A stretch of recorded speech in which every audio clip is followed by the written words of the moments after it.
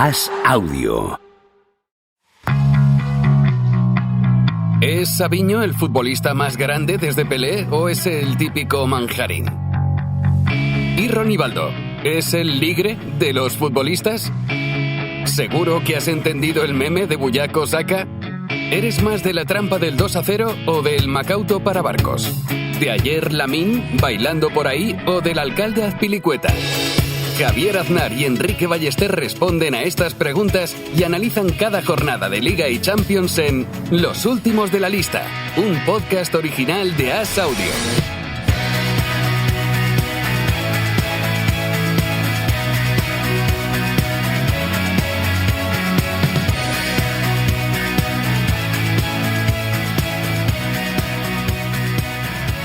¿Cómo estás, Enrique Ballester? ¿Qué tal, Javier? Estoy aquí. Son unos días muy polideportivos, ¿no? Como que el fútbol, desde la final de la Champions, ha tomado un pequeño respiro, ¿no? Se están jugando ascensos a primera, ascensos a segunda, a primera federación, a todas las categorías. Estamos en la previa de la Eurocopa, que vamos a hablar, pero estos primeros días de junio siempre se abre paso el deporte, ¿no? Con la final de la NBA, la final de la ACB, en baloncesto, Roland Garros, ¿no? He visto a Carlos Alcaraz ganar, ha habido Fórmula 1, el Campeonato de Europa de Atletismo también, estaba viendo aquí antes de entrar a hablar contigo. Muchas cosas, pero hablaremos de lo de siempre. Son días también que aprovechan los clubs para ir anunciando nuevos entrenadores, algún nuevo fichaje, si quieren adelantar en algún caso a la Eurocopa para anunciar algún fichaje como fue el de Mbappé o quieren ya ir cerrando incorporaciones antes de que todo se complique ya con el torneo.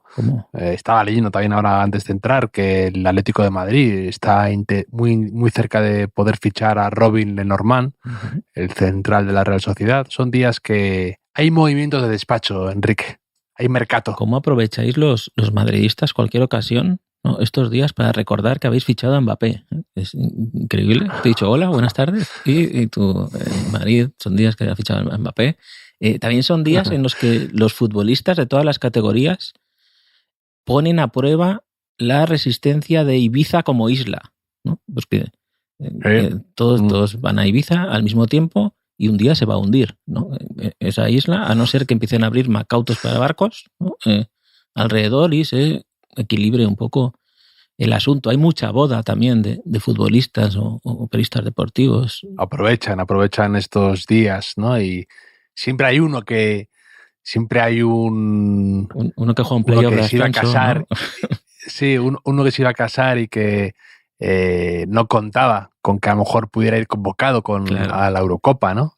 O que estuviera en el playoff de ascenso. De hecho, el otro día estuve leyendo sobre la historia de un jugador de baloncesto que antes has mencionado, lo del playoff de ascenso para la ACB, que el tipo se casaba, era americano, y dijo que no jugaba el playoff de ascenso, que tenía la boda, que no podía cambiarla. Ostras. Y se fue y era la estrella del equipo y no había contado con que pudieran ascender. Y sí, son historias de estas de... Siempre hay alguno, ¿no? Que dice, tenía programada la boda y al final he sido convocado, ¿no? Que es un problema de esos... Bendito problema también. A mí con la boda no, pero con otro tipo de acto social me pasa mucho que yo digo, sí, ya me lo recuerdas, ¿no? Los días de antes me recuerdas que tenemos que ir a no sé qué sitio, tenemos que quedar y muchas veces esta persona que me tiene que recordar que he quedado con ella o con otras personas apura mucho, ¿no? Apura mucho y a lo mejor te avisa el día anterior y dices, hostia, que no me acordaba, esto me pasa cada vez más. Pero bueno, por suerte, por eso me casé joven, para que no me pase con mi boda. También. Hablando de Ibiza, no sé si te conté que, hablando de futbolistas en Ibiza, de esa masificación, una amiga mía estaba en una despedida en Ibiza y... ¿Está ahí todo bien? Y estaban en una especie de reservado de estos, en algún club de estos de Ibiza, medio al aire libre, y y se confundió y pensaba, tenía al lado a Kepa Arrizabalaga hace un par de años, que iba, no sé si iba vestido como parecía, se confundió pensaba que era un camarero y le pidió una botella o le acercara no sé qué, y Kepa Arrizabalaga, muy amable y muy educado, se le acercó sin decir nada. Y luego se enteró, esta amiga mía, que era portero de la selección y no sé si había sido además campeón de Europa con el Chelsea recientemente o algo así. Entonces la historia siempre que la veo se lo recuerdo. Habría sido más lógico que lo confundiera con un portero de discoteca, no con un camarero, ¿no? Por lo menos era un portero en otro ámbito. Sí. Pero sí. Kepa es uno de los que se ha quedado sin Eurocopa. Estará de vacaciones ya, ¿no? Tranquilamente. Que además ha conseguido ser campeón de Europa otra vez como tercer portero, que es mi rol favorito en el fútbol, y además llevándose una dosis de gloria, porque se ha recordado mucho, ¿no?, que fue quien le dijo a Lunin, por lo visto, ¿no?, que se quedará de pie en uno de los penaltis, en el penalti Bernardo Silva, ¿no?, contra el Manchester City, que esa es, yo creo que a estas alturas de la vida, mi manera favorita de ser un héroe, ¿no?, diciendo a los otros lo que tienen que hacer. Eso es algo, será un buen jefe en el futuro, Kepa, el portero. Y además de tener ya la lista definitiva, porque realizó De la Fuente los últimos descartes para la selección española en la Eurocopa, ya tenemos los dorsales también, Javier, que esto siempre es bonito, ¿no? Es algo que yo por lo menos miro con curiosidad cada temporada en mi equipo y en cada gran evento de la selección, y creo que pertenezco a una dosis, un fragmento de la población bastante amplio que lo primero que hace es mirar quién lleva el número 10. No sé si te pasa esto a ti también, Javier. No, el número 10, no. Te diré, incluso me parece un pelín cursi, un pelín cliché. Nada. No soy tan del número 10, no me motiva tanto. Que mira, me gusta el 12 como mi hijo. Me gusta. No, pero por ejemplo, a mí me gusta mucho el 8 y me ha gustado ese movimiento, o sea, ese gesto de transición entre Kroos y Valverde, me ha parecido bonito y me ha gustado. Y yo que sé, hay jugadores que han llevado el 8 que me han gustado mucho, Schuster o Kaká en el Milán. Y me parece más original que el 10, que el 10 es de los... El 10 es de motivados, ¿sabes? De niño, yo el 10, yo me pido el dorsal primero. Un poco de figurín me ha parecido siempre. Bueno, espero que esto no lo escuche Dani Olmo, que es el 10 de la selección española. El 8, ¿sabes quién lleva el 8, tu 8 favorito? No lo lleva... No es Rodri, ¿no? Mikel Merino, ¿no? Tampoco. No. Lleva Fabián. No. Fabián. Ah, es verdad. Sí. Que, hay que decir que hay bastante coherencia en los dorsales de la selección, que es algo que se está perdiendo, ¿no? Que de las clásicas posiciones, los clásicos dorsales del fútbol que asociamos a una posición determinada, pues se está un poco difuminando. Y aquí es bonito, por ejemplo, que el 2 sea Carvajal, lateral derecho, 4 Nacho, 5 Vivian. 4 Nacho, sí. El 6 es Mikel Merino, los delanteros el 7 y el 9, José Lu Morata, más o menos, Ferran el 11 también, ¿no? Tiene una coherencia ahí. Es verdad que Lenormand, no es lateral izquierdo, lleva el 3, pero bueno, por lo menos es defensa, no hay ninguna cosa que chirríe mucho ahí. El 12 es Alex Grimaldo, sí, en homenaje a mi hijo Teo también. Y no hay mucha más novedad. No sé qué camiseta se vende. Me gusta que Pedri mantenga el 20, ¿no? No me gusta cuando hay demasiado cambio, ¿no? De una temporada a otra. O sea, me gusta que los jugadores también se aferren, por lo que sea, a un número, a un dorsal, sí, y que sea como muy de ellos. Son dorsales que en mis partidas de Fútbol Manager, cuando reparto los dorsales, podría caer así, más o menos, ¿no? Rodrigo lleva el 16, pero es como también un poco de medio centro, quizá. Los extremos, 17 Nico Williams, 19 Lamine Yamal, el 21 Yarzábal, o sea, el 22 de Navas, lateral derecho también, o sea, todo encaja. Estoy bastante contento con esto. Esto me da buena vibra de cara a los nuevos, Fermín Ayoce, los últimos, 25-26, ¿no? O sea, hay una coherencia ahí. ¿Y qué te han parecido los descartes? Que lo has pasado muy de puntillas y te has metido en el tema dorsales.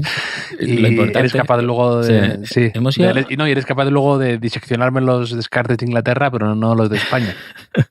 Yo voy a ir a lo que importa aquí siempre, dorsales y mascotas, ¿no? Lo otro, ya sabes, mi política respecto a la vida, ¿no? De que todo lo que no depende de mí me da un poco igual, pero nuestro lema también del podcast de salvo que esto funcione, estamos en contra. Claro.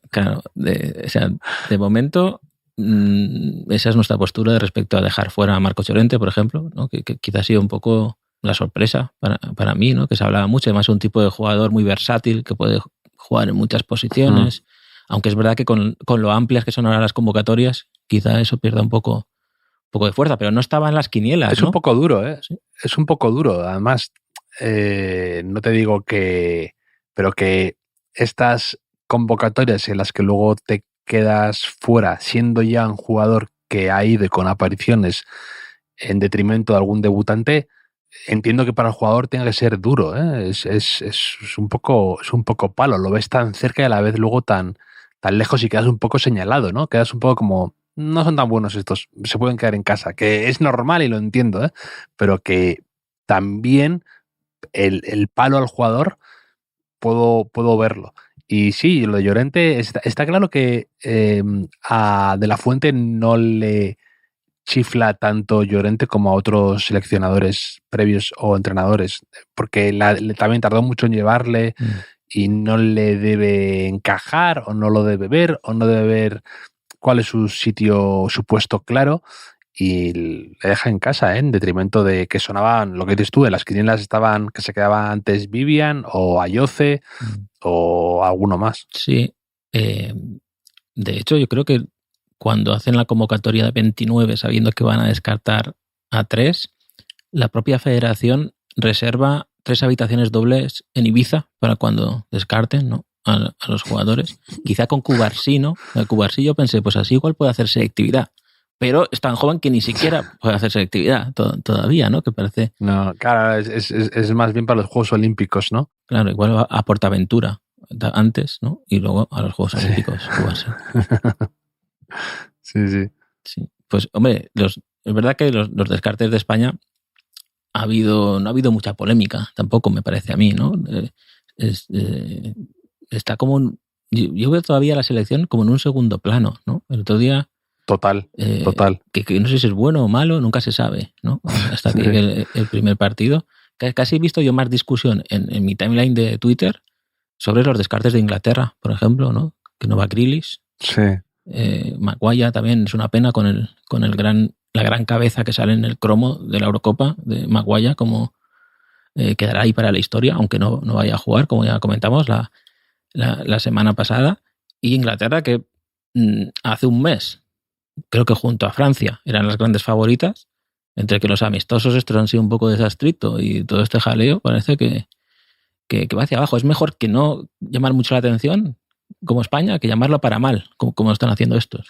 Sí, no, yo creo que lo que dices tú de España es que yo creo que es de los años, yo noto, con menos, no sé si decir ilusión o esperanza o expectativas, pero se han juntado varios elementos que yo creo que hacen que esta selección no tenga tanta, pues, que no genera tanto como otras ediciones, otros torneos. Y está claro, ¿no? Se nota un poco, es palpable. No sé si es que la temporada, digamos, ha acabado tarde y la Eurocopa empieza pronto y hay poco espacio para empezar a generar ruido, o que hay jugadores que llegan un poco muy fundidos, ¿no? Las estrellas de la selección actual llegan muy fundidas en cuanto a... O que no han tenido un muy buen final de año, ¿no? Te hablo de Morata, te hablo de Pedri, te hablo de que Gavi está lesionado, pues yo creo que hace que Isco se lesionó, que era también un poco lo ilusionante de su posible vuelta, y entre todo en la batidora se ha quedado una selección un poco desnatada, yo creo. Uh-huh. También puede ocurrir que somos ya un poco viejos y así es como se perciben las previas de las Eurocopas y no como cuando éramos, ¿no?, más chavales, que estábamos más motivados, quizá, no lo sé, Pero lo que sí que está claro ya, Javier, y por fin un tema que interesa a nuestros oyentes, es la mascota de la Eurocopa del 2024. No sé si estás al tanto, ¿sabes algo? He visto algo fugazmente, pero me interesa tu análisis. Tú eres el Maldini de las mascotas, un poco también el Axel Torres del mundo mascotil. Haces un poco te retrotraes a otras épocas, otras ediciones, cuentas un poco las historias que hay detrás. Quiero saber qué opinas de la mascota actual y cuál es en general tu análisis. Creo que es un oso, ¿no? Si lo vi bien. Sí, sí. Hombre, no analizo tanto, ¿eh? Simplemente veo un oso y digo, jaja, un oso, qué gracioso. Pero tiene nombre el oso que tiene muy buena actitud en los dibujos que he visto en las ilustraciones, y siempre guiña un ojo, o sea, para ganarse la audiencia un poco. Pone así la manita con el pulgar hacia arriba, ¿no? Con el right. Muy buena actitud, el oso, actitud de mascota. Se llama Albert, ¿no? Creo, porque oso creo que es par en alemán. Pues ya lo he dicho mal, como experto en mascotas. Creo que es un juego de palabras, ¿no? Porque sí, la UEFA lo presenta como un carismático oso y se ha impuesto en una votación. O sea, todos los nombres estaban relacionados con la traducción alemana de oso, como tú indicas, y Albert ha ganado con el 32% de los votos en una votación en la que han participado escolares de toda Europa. O sea, muy en contra de eso, ¿eh? Muy en contra de la democracia. De instaurar la democracia de la mascota. Yo creo que tiene que ser una cosa hecha por profesionales y esta es la mascota que hay y se ha llegado a esto después de un gran trabajo profesional. No dejarlo ahí como si fuera el All-Star esto, ¿no? Claro. De la NBA. ¿Qué es eso? Debería ser como el Balón de Oro, ¿no? Que igual que antiguamente en France Football, ¿no? Que mejor que votaban los periodistas, los corresponsales de la revista por toda Europa, ahora que hubiera una serie de periodistas expertos en mascotas, ¿no? Contratar como se contrató en España a Mariscal y hacer algo bonito y para el recuerdo, no hacer esto como esto que es Eurovisión ahora también, ¿no? Ya. O sea, directamente. Muy en contra. O sea, ni siquiera un concurso profesional tipo el que eligió a Naranjito para el Mundial 82 por delante de Tony Balón. En contra. O sea, en contra. Te hablo de dárselo a alguien y decirle, dibuje, maestro. O sea, haz magia.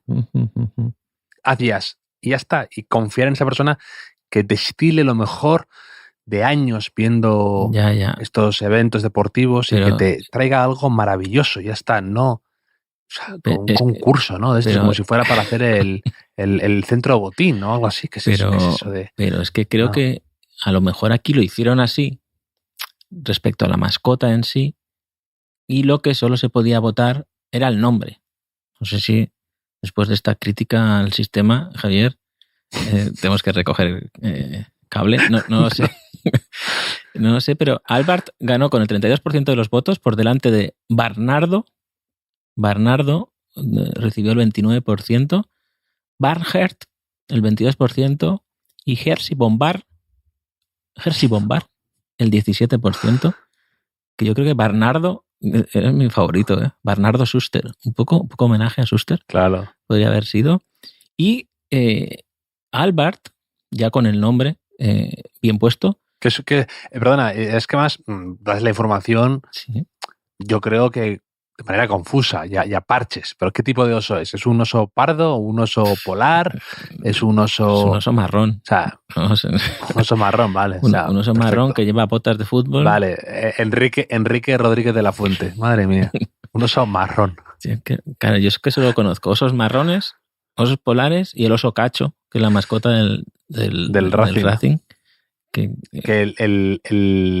De hecho, no sé por qué tengo yo esta información, porque la guardo en mi cerebro, pero había un oso polar muy, muy conocido en el Zoo de Berlín, era la mascota oficial de la ciudad casi, que se llamaba Knut, K-N-U-T, que era un oso polar, que el pobre murió luego con 6 años, tuvo una vida tuvo una vida... Es que además... Muy a tope.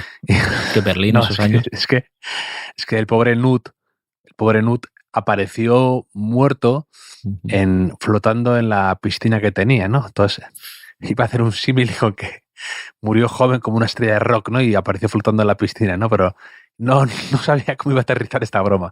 Pero el pobre Nut era súper querido en la ciudad y se colapsaba el zoo de Berlín para verlo. Y de repente tuvo una infección, se le complicó y murió repentinamente. Y fue bastante sonado en su momento y era entrañable el oso. Ya. O sea, no fue un caso como el de la película esta, ¿no? Del oso vicioso, de Cocaine Bear, ¿no? No tuvo nada que ver eso, ¿no? No tuvo nada que ver.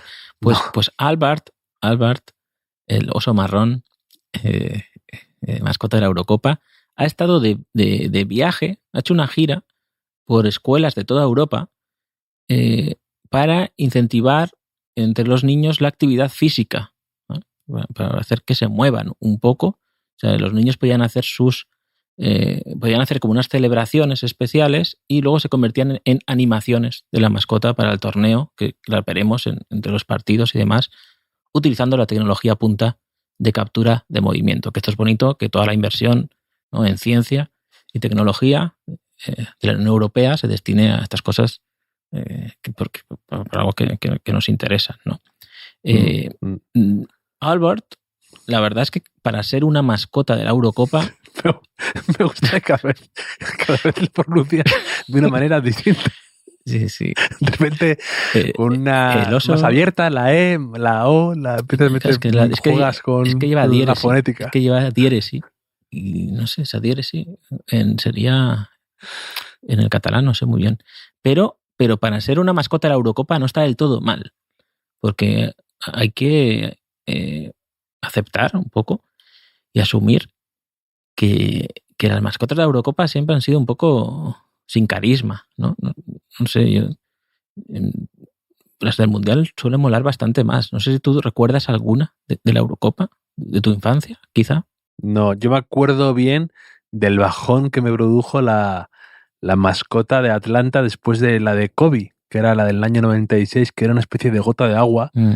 Y fue muy criticada y todo el mundo decía, ¿dónde está la mascota? Acostumbrados a la omnipresencia o a la cobipresencia, pues aquello fue muy sonado, ¿no? Esa gota un poco desaprovechada, ¿dónde está la gota de Atlanta? Pero de la Eurocopa no recuerdo nada, o muy poco, lo que tú me has contado alguna vez. Pues mira, te voy a recordar un poco, porque si el Mundial tuvo mascota desde el año 66... la Eurocopa no tuvo mascota hasta 1980. La Eurocopa de Italia, la que gana Schuster, precisamente, cuya mascota es Pinocho.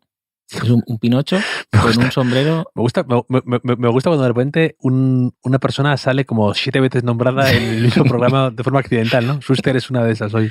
Sí, aún le queda un par de veces. Schuster el 8 también, ¿no? Lleva el 8 veces.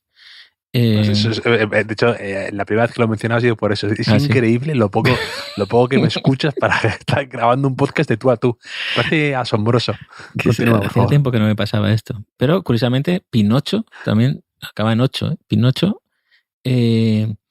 pues es bastante lamentable. Pinocho, si lo podéis buscar, es un muñeco de madera, evidentemente, con una pelota debajo del brazo, con un gorrito de papel en el que pone Europa 80 y una nariz larga que parece un poco la de Curro, pero con los colores de la bandera italiana. Este fue Pinocho, un poco. En el 84 llega Un gallo en Francia, que es un poco la precuela, ¿no?, de Futix, que fue la mascota del Mundial del 98, ¿recuerdas?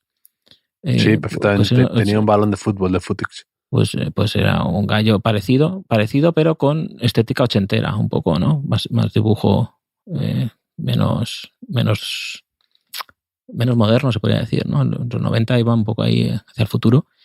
En el 88 llegan la única mascota que yo recordaba, que creo que es por los cromos y eso.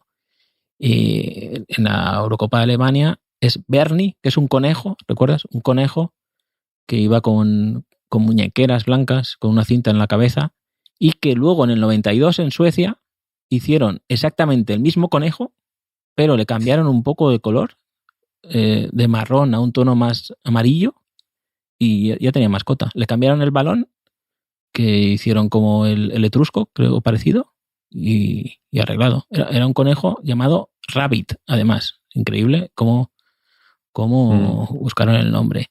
Luego llega la Eurocopa del 96, que hay un león llamado Goliat. Dice aquí, estoy leyendo la web de la UEFA, dice: Goliat puso fin a la moda de los conejos. Ese fue su gran... Paró la fiebre conejil.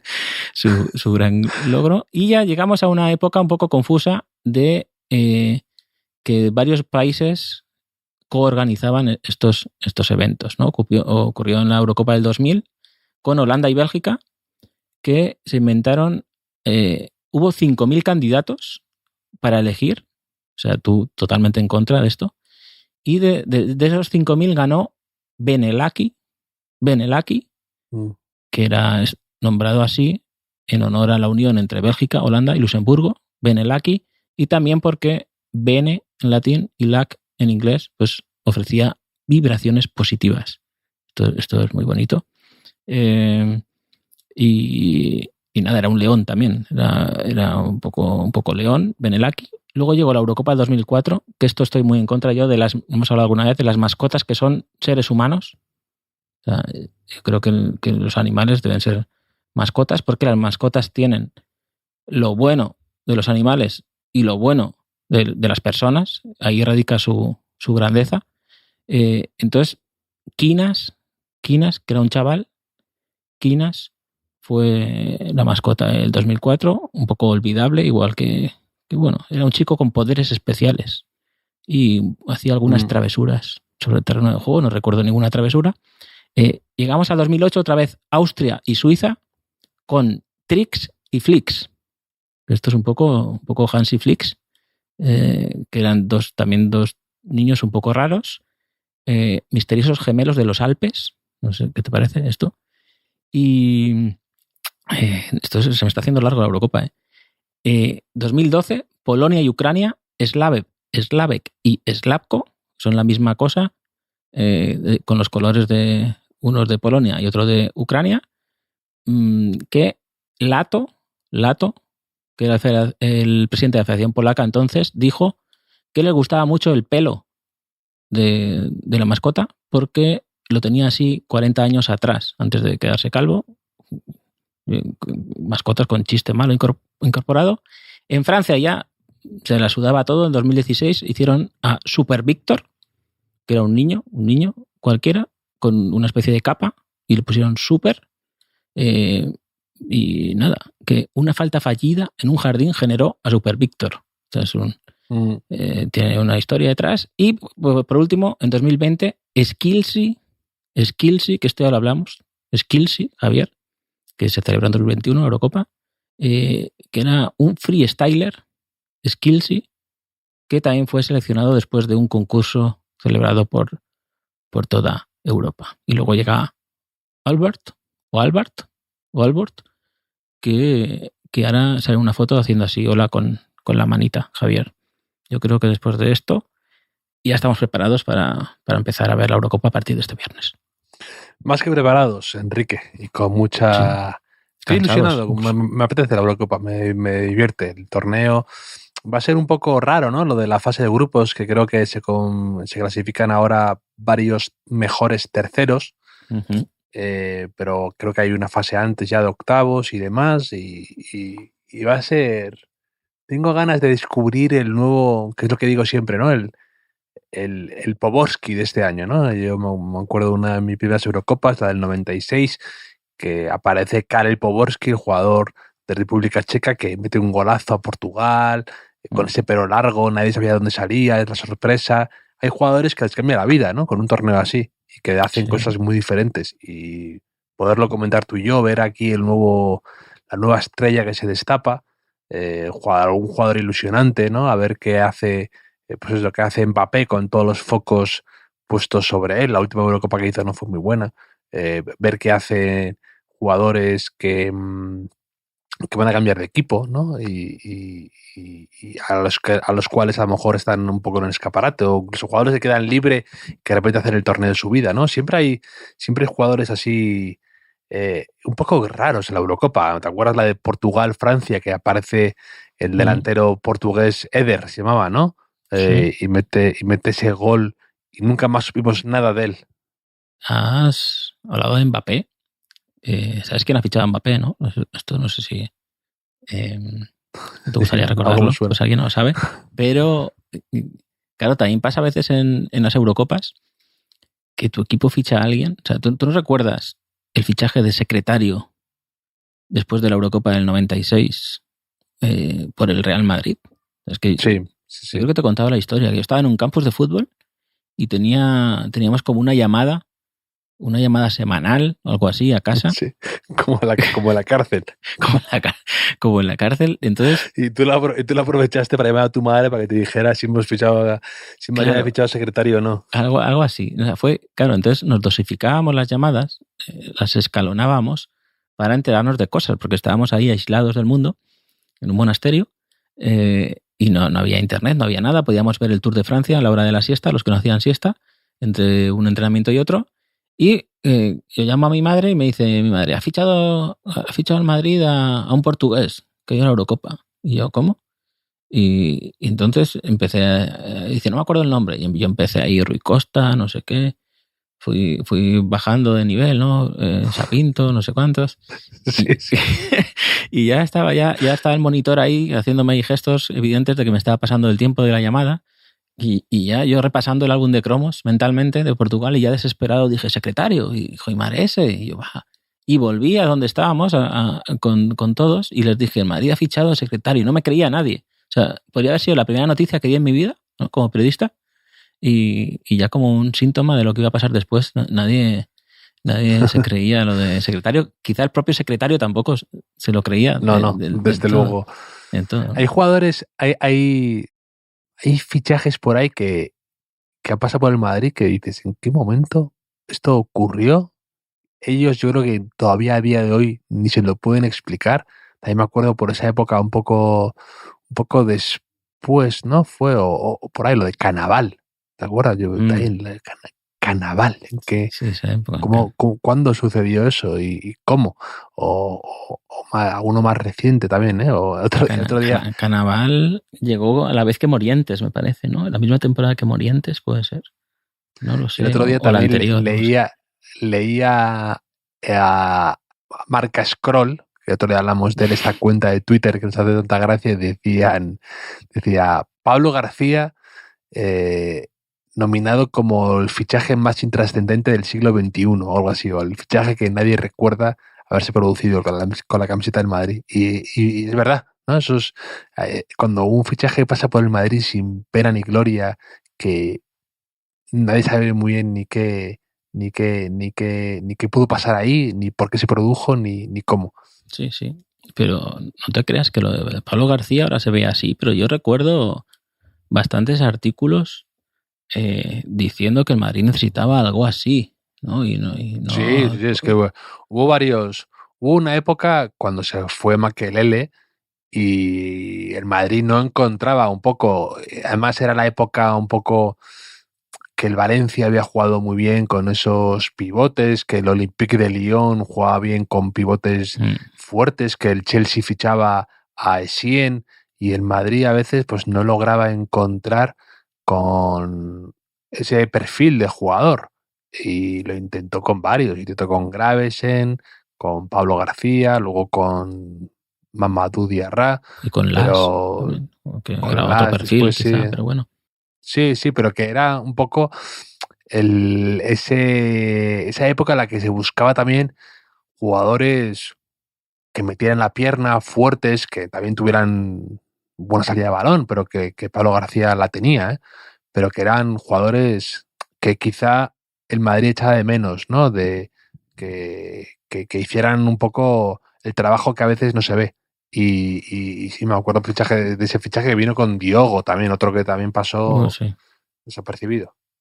Ya que hablamos de centrocampistas y del Real Madrid, quizás sea un buen momento para hablar otra vez de Toni Kroos, que casi no hablamos de Toni Kroos estas semanas, Javier, que lleva al 8, que es alemán, un poco rubio, así como Schuster, Javier. Y es que nos ha enviado Intro García un ¿Quién te gusta más?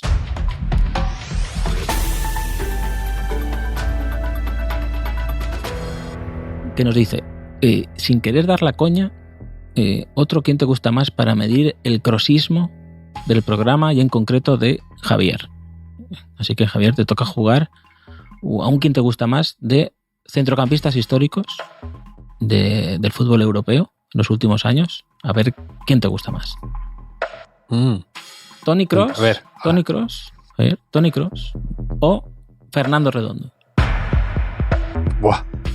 O sea, ¿por qué? Que empieza fuerte. ¿Por qué me hacen esto? No, ¿por qué me hacen esto? Pues, mira. Sentimientos aparte. O sea, si fuera emocionalmente, iría con Fernando Redondo por la estética, por lo que significó para mí y por todo. Pero de manera objetiva he de quedarme con Toni Kroos. Vale, Toni Kroos.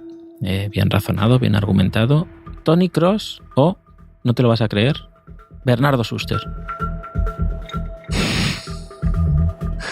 Pues mira, es que yo a Schuster no creas que le vi tanto, ¿eh? No le vi en su esplendor, no me dio tiempo. Claro. Yo vi a un Schuster un poquito más cuesta abajo, ya en el Atlético de Madrid, que no es que jugara mal, pero ya era un poco, no le vi en su esplendor en el Barça, que era... Tú ves fotos de Schuster ahora en el Barça y era un jugador un poco futurista, ¿eh? Era sí. un físico tremendo, una cosa que impactante. Y no vi yo a ese Schuster, no, el Schuster que jugó con Maradona, ¿no? Y todo eso, no lo vi. Y me da pena. Y en Madrid tampoco lo vi. Claro, es que no habíamos nacido, por lo menos, o sea, casi. Ni el de la Eurocopa del 80, sí. ni el primero del Madrid. Claro. ¿Sabes que jugaba a hockey sobre hielo, Schuster? Sí, de hecho le han hecho un informe Robinson. Sí, y sigue jugando. Esto, ¿no? Otro día. Sí. Sigue jugando así a nivel amateur, aficionado. Y es lo que dices, que era un futbolista que en España no había así, ¿no? Era la cacareada superioridad física de los alemanes, etcétera. Ves esas imágenes de principios de los 80 y la entiendes, ¿no? Porque además técnicamente también era un cañón. Pero ¿eliges a alguien? ¿Toni Kroos, quizá? Porque Toni no has visto casi a Schuster, ¿no? Claro. Sí, ¿no? Y además esos malentendidos que tuvo, esa renuncia primero y después con la selección alemana también, claro. Quizá le quitó algún mundial que podía tener Kroos y que podía tener Schuster y que se hablara mucho más de él ahora, ¿no? Y la Copa de Europa de los penaltis famosa. Pero es gracioso, a mí siempre me llamó la atención eso, que jugara en el Barça, en el Real Madrid y en el Atlético de Madrid. Y en los tres, jugando bien y dejando buenos partidos, no es que en uno se arrastrara más. Distintos jugadores, o sea, distintas versiones del mismo jugador, tal vez, pero en los tres dejó algo de huella.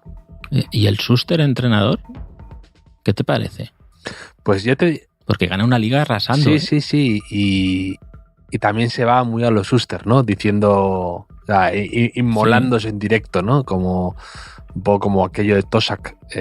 Sí, pues un poco como lo de Xavi ahora también, sí. ¿No? Un ataque de sinceridad, quizás. Sí, que dijo Schuster que era imposible que el Madrid pudiera ganar en el Camp Nou, ¿no? Aquel Barça ya de Guardiola, que empezaba a arrasar y el Madrid el Madrid eso no se puede decir, ¿no? Entonces se lo fulminaron, que fue luego el 0-2, o sea, perdón, el 2-0 en el Camp Nou de aquel partido de Drente, de Palanca y todos estos, con muchas bajas y demás, pero como entrenador, pues yo creo que a mí me ha dicho gente del Madrid que ha sido el entrenador probablemente que más sabía de fútbol de los que han pasado últimamente por ahí. Lo que pasa es que no es quizá el tipo con más disciplina o amor por el trabajo, ¿no? Pero sí que debe tener muy buen ojo y debe saber y debe entender, o sea, lógicamente ha sido un buen jugador, ¿no? Porque sí que debe tener buen ojo, pero no era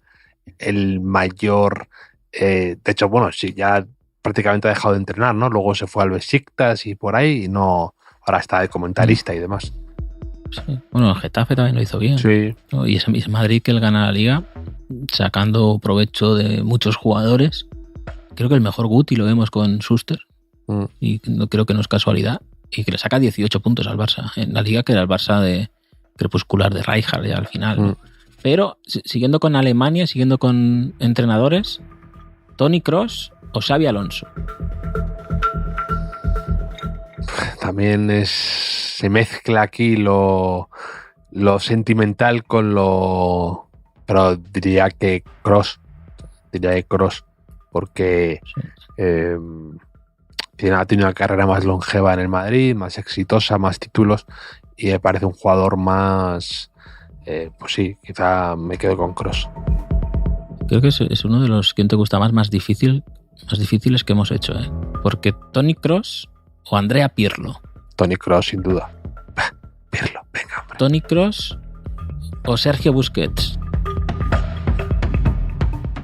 Esta es, me quedo con Toni Kroos, pero porque soy del Madrid y porque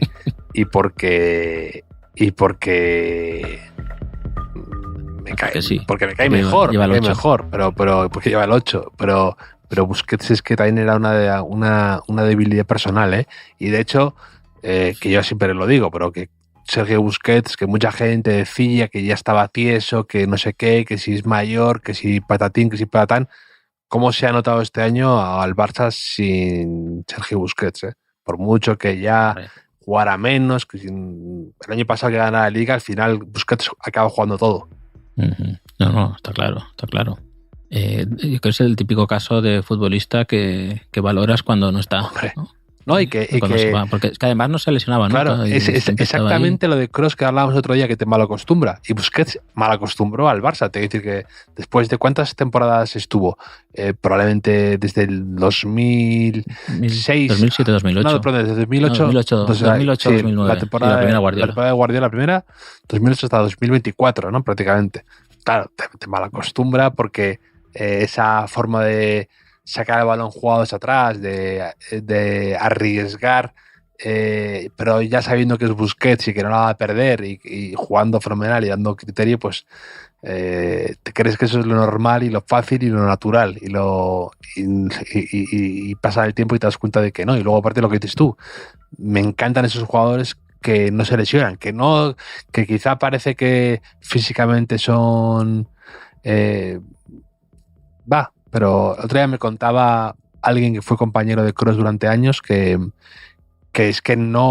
Kroos era de los más profesionales que él ha conocido, porque antes y después de cada entrenamiento hacía prevención, hacía su rutina como un robot. Me decía que era una cosa de que él tenía en su cabeza lo que su cuerpo necesitaba, sabía hacerlo, sabía identificar sus ejercicios y era mecánico casi, siempre hacía lo mismo antes y después, se iba a su casa y hasta el día siguiente, y que era algo, pues una sensación de estar ante alguien que conoce su cuerpo, conoce lo que no tener bajones, no tener casi inseguridades físicas, y eso era Toni Kroos, la seguridad, ¿no? También lo que fue Busquets en el Barça.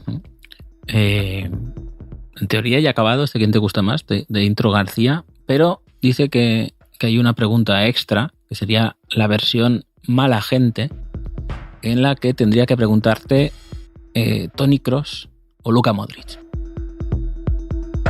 Ya, esto para mí es imposible. Esto para mí es imposible. Yo diría que Modric. Yo también. Yo diría que Modric, por un poco más por un poco más esos mundiales, o sea, esa labor con la selección de, digamos, elevar a Croacia, que es una selección algo menor que Alemania, tan alto, y luego por también un pelín más esa versión ofensiva, ¿no? Que esos goles, eso. No, y luego hay un punto, creo que es un futbolista más especial, ¿no? Puede ser. Sí, porque lleva el 10, ¿no? Porque lleva el 10. Y el 10, lleva la 10. cuando no lo llevaba, ¿no? O sea, Sí. Yo me entiendo, ¿no? Y además que creo que puede jugar en más alturas que Kroos, más en la banda. Aunque hacer de Kroos nadie lo hace como Kroos, pero Modric también sabe jugar ahí en la base de la jugada. Y creo que su historia, no sé, lo ha tenido más complicado para llegar al punto en el que han coincidido los dos, probablemente, ¿no? No sé, a mí es que es una debilidad Luka Modric, como sabes. Sí, luego aparte Modric... Desde antes de la Eurocopa del 2008. Sí, desde que te lo dijo aquel borracho en un bar que te anunció la llegada de Marco Marin, de Luka Modric y de Özil, ¿no? Eran quienes eran los tres. Correcto. Los tres elegidos por ese. Con ese índice de acierto estaría Monchi, no lo tiene. Y luego Luka Modric también tiene una cosa de la que quizá carezca un poco Kroos, y eso hace que Kroos también mole, o que tenga su personalidad particular, pero que Modric es un obseso del fútbol. Y eso es divertido de ver y se contagia. Es un loco, o sea, le encanta jugar al fútbol, sigue jugando con 38 años, sigue yendo con la selección, parece que no le cansa, parece que él ha nacido para eso y le ves siendo ultra competitivo. Y me gusta que no entienda su rol ahora en el Madrid, ¿no? Que mucha gente, mucho madridista dice, es que Modric tiene que entender que ya es mayor y que si a Modric le queremos por lo que es Modric, especialmente por esto, porque es alguien que ha sido siempre muy, muy competitivo, que le encanta jugar al fútbol, que no concibe una vida desde el banquillo y que sigue compitiendo y siendo físicamente apto para la edad que tiene por ese amor puro al fútbol, me encanta que siga picando un poco en el campo, ¿no? Con algún compañero, incluso como Modric, que es un tipo amoroso, luego como entrañable, que es un buenazo, cómo se transforma en el campo y cómo a veces cuando le pita algo un árbitro, que, o sea, yo creo que es un poco ese carácter balcánico que también tiene Luka Doncic, ¿no? Que dices, es que a lo mejor ahora le desearía matar ahora mismo con sus propias manos, ¿no? Que tiene esa pulsión del gen ultra competitivo que hace que sea todavía un poco especial Modric. Pues nada, ahí queda la cosa. He echado en falta a Iturraspe en esta selección de mediocentros clásicos. El otro día alguien en iVoox nos reprochaba que no habláramos de que estuvo olvidado Iturraspe en el ¿Quién te gusta más? Ese de personajes que aparecen de vez en cuando, ¿no? Habría que hacer también algún día algo de que nuestros oyentes saben de esto mucho y siempre lanzan buenos nombres, pero de jugadores que han sido descubrimientos o diríamos casi obra de un solo entrenador, ¿no? Iturraspe con Bielsa o ahora Calvin Phillips, ¿no? Que en el Manchester City con Guardiola no tuvo apenas oportunidades, luego le han cedido al West Ham, se ha caído de la convocatoria con Inglaterra, y fue un poco medio one hit wonder, pero son jugadores a veces que brillan especialmente y de forma muy potente como entrenador, ¿no? También no es justo, ¿no? Porque luego ha tenido temporadazas, ¿no? Pero también Isco con Pellegrini tienen esa química especial, esa complicidad en la que pueden brillar de una manera que se entienden y están cómodos y sacan lo mejor uno del otro, ¿no? A veces se van buscando, ¿no? Sí, se van buscando, van de equipo en equipo, pero al hilo un poco de todo esto, también ha habido mucho oyente hurgando en la herida, Javier, de la gente que escribe mal Toni Kroos, que es algo que tú llevas fatal, es algo que sabemos que te mata por dentro. Y Manuel Marsol, nuestro amigo Manuel Marsol, que ha estado estos días con la Cervantina, con la selección española de escritores, jugando la Eurocopa en Alemania, nos envió... Muy buen segundo puesto han hecho, ¿eh? Sí, ahora hablaremos de eso, sin hacernos daño. Pero, sin que haya señalado esto yo. Claro. Manuel Marsol nos envió una valla publicitaria en uno de los campos en los que jugaron un partido ahí en Berlín, que era de una empresa de transporte llamada Tónicos. ¿Todo junto? Tónicos. Espera, lo vi. Con K. Sí. Tónicos, no sé si te han enviado a ti también. Manuel Marsol, que, como dices, han sido subcampeones. Empezaron empatando con Inglaterra, primer partido. Creo que marcó Córcoles, me parece, ese día. Luego ganaron, me parece que a Austria y a Francia. No, a Austria y Alemania. Para llegar a semifinales. Yo no fui, pero marcó Don Propia Puerta, así que lo envié. Marcó algún gol, Don Propia Puerta. Y en la semifinal, Manuel Marsol marcó un golazo. Uno de los dos. Es que hay vídeo, por eso pues sabemos que es un golazo. Y llegaron a la final contra Alemania y perdieron contra Alemania en la final. Aquí no sé si... Yo estaba pensando, si estos son campeones al final, Javier, aquí había como una especie de patrón, ¿no? Comportamiento. O sea, primer partido de la Cervantina. Javier, vamos a Alemania, vamos los dos y pierde España, claramente, además. O sea, los dos y pierde España.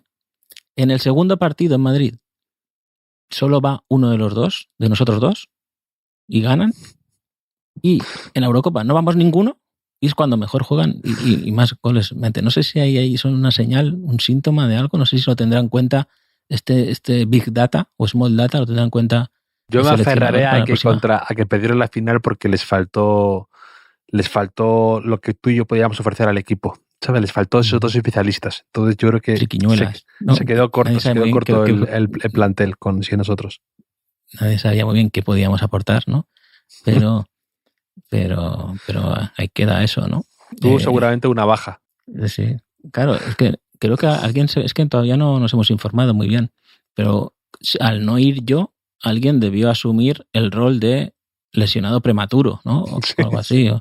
Decaído en combate. El primero que muere en la película de miedo, ¿no? Pues el primero... Claro, siempre hay uno. Y además, a partir de cierta edad, todavía más, ¿no? Así que, no lo sé. Yo voy para evitar el sufrimiento de los demás. Ya sufro yo por ellos.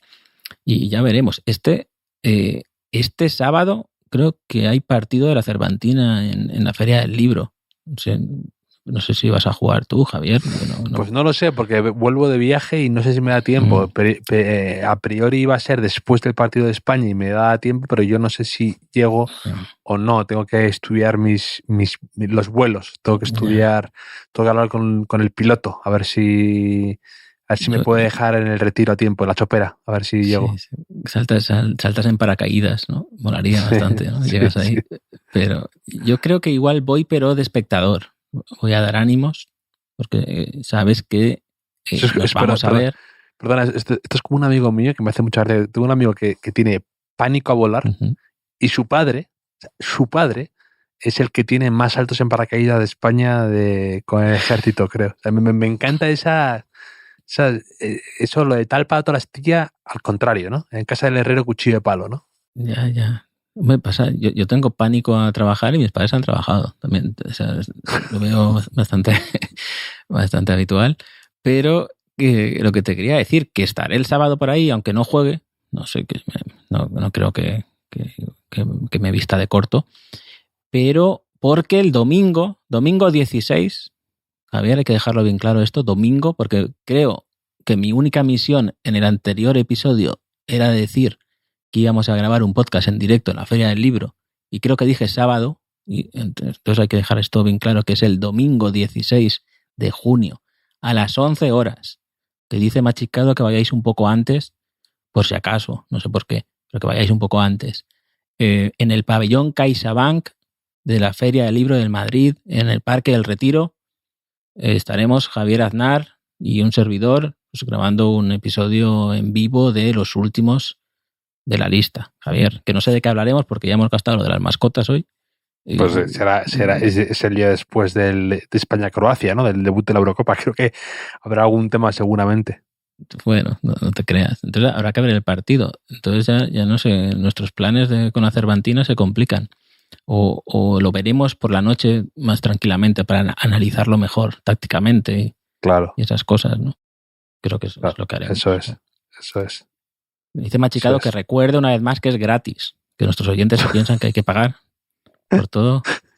Es gratis, eso quiere decir que no tenéis que pagar, pero tampoco os pagaremos porque vengáis. Eso también es importante. Bueno, Javier, nos veremos el domingo. Muchas ganas. ¿Sí? Esto es bonito. Y bueno, quizá para cerrar con más contenido interesante, te quería comentar una idea de negocio. O sea, una idea de negocio. Ahora, el verano parece que no, pero es buen tiempo para emprender, ¿no? Ahí como hay que aprovechar el pequeño bajón de actividad que tienen las grandes empresas para que las ideas incipientes y novedosas y rompedoras encuentren su lugar. Oyer Fano me ha enviado una idea de negocio que le veo bastante potente, que es la foto de un coche, que esto lo vio en una cuenta de Twitter de licenciado en Carnaval. Es un coche que está aparcado en la calle y tiene como unas letras, un cartel pegado, unas pegatinas que pone quédatelsitio.com. Y esto consiste, dice, por 5 euros me voy y te dejo esta plaza. Esto es una idea de negocio que me da rabia no darme, que no se me ocurriera a mí, que tú aparcas coches en la calle y dejas ahí como una tarifa que dices, tú me pagas tanto y yo me llevo el coche y tú aparcas. O sea, esto es más barato que un parking, son todo ventajas. No sé qué opina la policía local de este municipio, que no sé qué municipio es al respecto, pero es que hay mucho talento en este país, Javier. No sé por qué la gente es tan pesimista con el futuro de este país, con el talento que hay. Puede abrir un peligroso, ¿no? De repente una flota de coches dando vueltas para ir aparcando y cobrarte por eso, ¿no?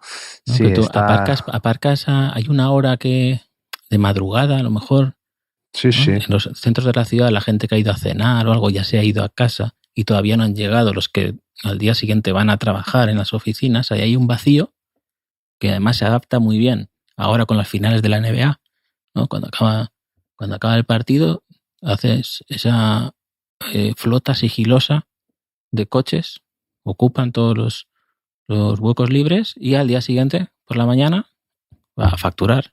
Esto es una ideaza, la veo muy bien. Sin fisuras. También en Ibiza ahora en Ibiza, por ejemplo, tú vas a las discotecas y demás, coges los mejores sitios, ¿no? La primera consumición, te quedas ahí y cuando ya no hay sitios, coges un cartel y dices, yo aquí me pagas 100 euros y te dejo la mesa perfecta aquí para el resto de la noche. Y te vas. ¿Con qué parece Bálaga poniéndote las copas? Sí, algo así. Nosotros con Marsol en la Cervantina hicimos lo mismo, más o menos, ¿no? Dijimos, sí, exacto. Cogimos el sitio y luego ya cuando la gente vio que molaba y quería venir, dijimos, va, pues 200 euros te dejo jugar. La doy en usufructo. Sí, eso es. Eso es. En fin, Javier. Bueno, Enrique. Sí, yo te contaría más cosas, pero nos quedamos sin tiempo y hablaremos la semana que viene. Otra vez, ya con la Eurocopa en marcha. Claro, y qué ganas ya de la Eurocopa, de que empiece nuestro podcast en directo, de ver a los oyentes habituales y ponerles cara, de saludarles, darles un abrazo incluso, y de comentar lo que está por empezar con la Eurocopa, que seguro que hay 1000 historias que luego tú nos irás desgranando pequeñas anécdotas con la guía de The Guardian. Tiene y todo que eso, estar que será a punto de salir la guía de Guardian. Pues sí. Hombre, si no hacemos el podcast. ¿Quién será el nuevo Schuster también? Exacto. Otro tema que un día hablaremos es grandes jugadores que se quedaron sin Eurocopa. O sea, que no juegan nunca la Eurocopa, como Mikel Lasa, Iturraspe, Haaland, Javi Ureta. Javi Ureta a lo mejor sí que jugó alguna, no lo sé. Pero nada, lo iremos hablando, Javier. Te mando un abrazo enorme, querido Enrique, a ti como siempre y a los oyentes, que es lo mejor que tenemos. Un abrazo.